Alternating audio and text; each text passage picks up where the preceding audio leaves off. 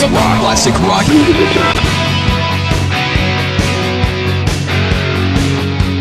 Classic rock.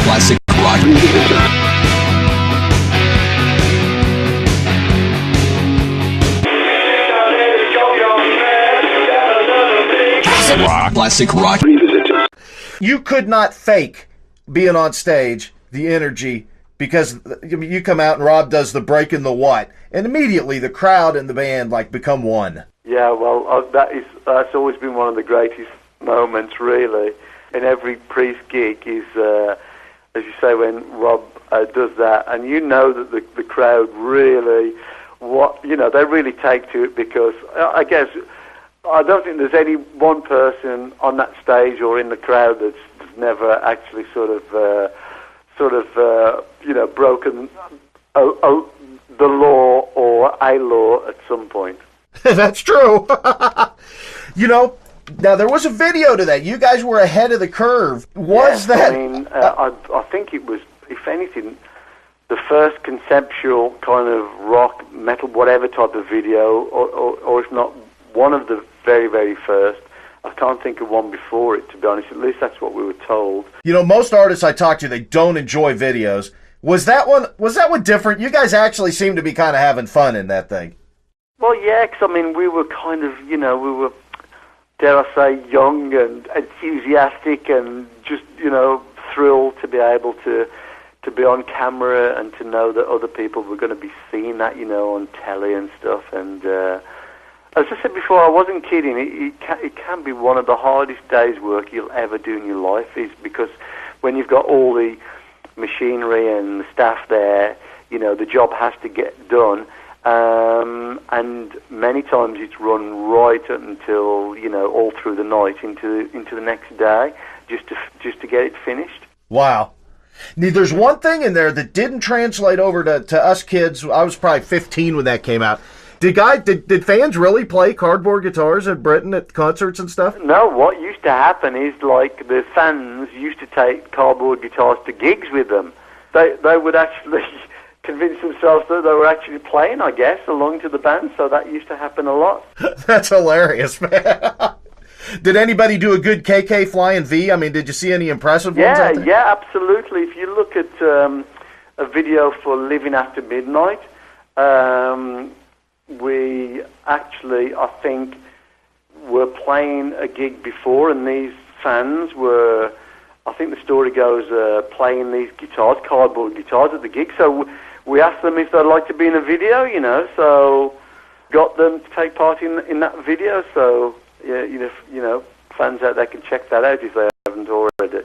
Now, speaking of Living After Midnight, the story goes Rob named that because he was woke up by you guys jamming.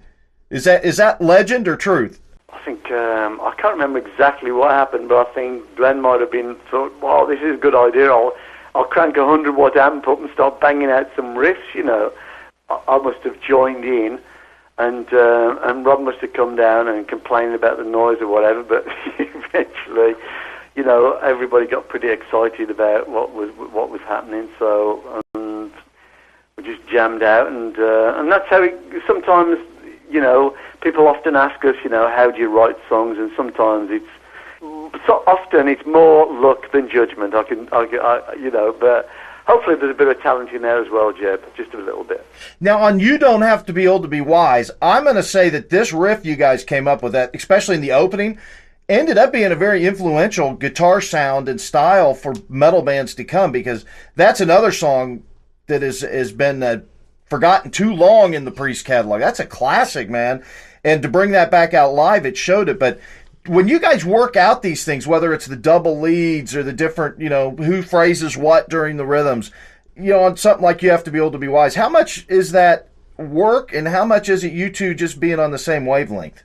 Well, I think it's just, obviously, myself and Glenn, we've been, together now for so long. I guess it's just kind of second nature, really. We work so well together. When I say more luck than judgment, I mean, generally things do just drop into place for us, so we're very lucky in that sense. Got two more songs I haven't talked about. One is one of the heaviest on the album and one of my personal favorites, especially Rob's lyrics, because they're just so kind of unexpected. That's Grinder, man. Where did you guys come up with that? I don't know. I guess, again, myself and Glenn, will knock out a riff and something comes into Rob's head, and he just feels goes with the riff, with the music part, and I say there's no two ways about it. As great a singer as Rob is, he's a very good, and I'm sure the fans everybody will agree with me that he's one of the greatest lyricists. He comes up with so many good ideas. We're very fortunate, really, to have had a very good songwriting team and a relationship within that team. The last song on there that we haven't talked about is one of my personal favorites, is United. I've had an argument, probably now for 30 years, with a good friend of mine. She says that song is too cheesy.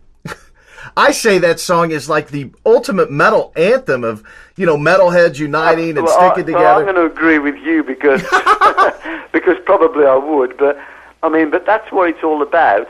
And the thing is, as I said before, when you look at all the titles, British Steel, all the titles that you've mentioned, Jeff, it's so fitting that there is the anthem United on there, because I say, the whole album, I've said this quite a few times since I've been doing, interviews, about the tour and the album, is the fact that it could almost have been called the Almanac for a Teenage Rebel, I think is what I called it. It could have almost, the title of the album could have been that, because it's so, the album, the music, everything about it connects us so well with the fans and the audience. And as I said before, it's just a great song that we want our fans to know and to feel that we feel united with them and vice versa. Did you have an inkling that this was the album that was going to take it to the next level back when you did it? Or were you just... No, I don't think any of us had an idea. And I've said this before about, I don't think Pink Floyd, when they did Dark Side of the Moon, what they must have thought, well, they were just doing as good as they could at the time.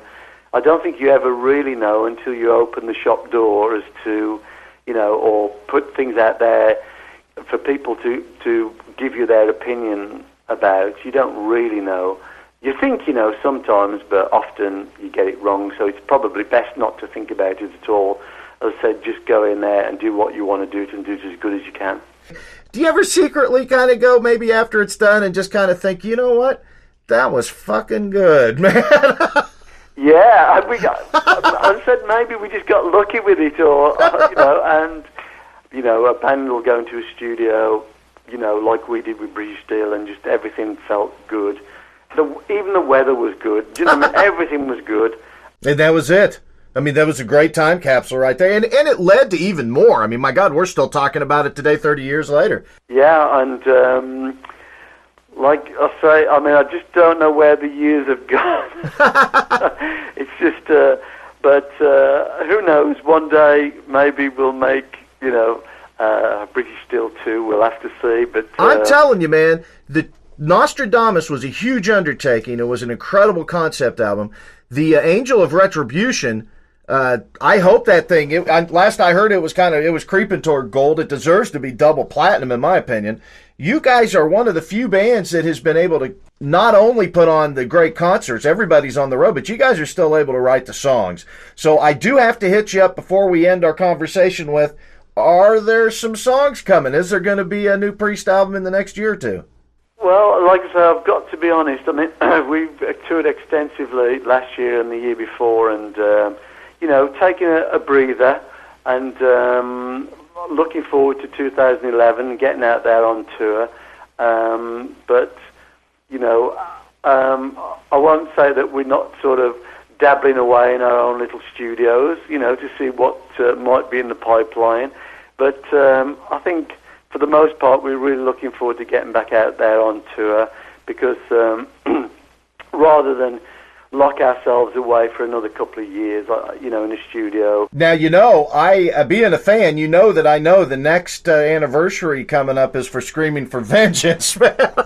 Yeah, Yeah, well, there is that too. Now we've had a taste of like going out there with British Steel. Obviously, people are saying, "Oh yeah, screaming for vengeance, defence of the faith, the world's your oyster. Get out there and do it." And you know, there's nothing more that I would like better to go out there and do that, because we had so much fun, obviously, with British Steel. So we'll just have to see what happens next in the history of Judas Priest. Well, we'd sure welcome a 30th anniversary remastered with a live concert tour of Screaming. So just keep that in mind. It certainly will. Hey, certainly will. Hey, KK. Other people have mentioned it to us. Oh, I bet so. It's right there in front of you. You got to mention it, man. Yeah.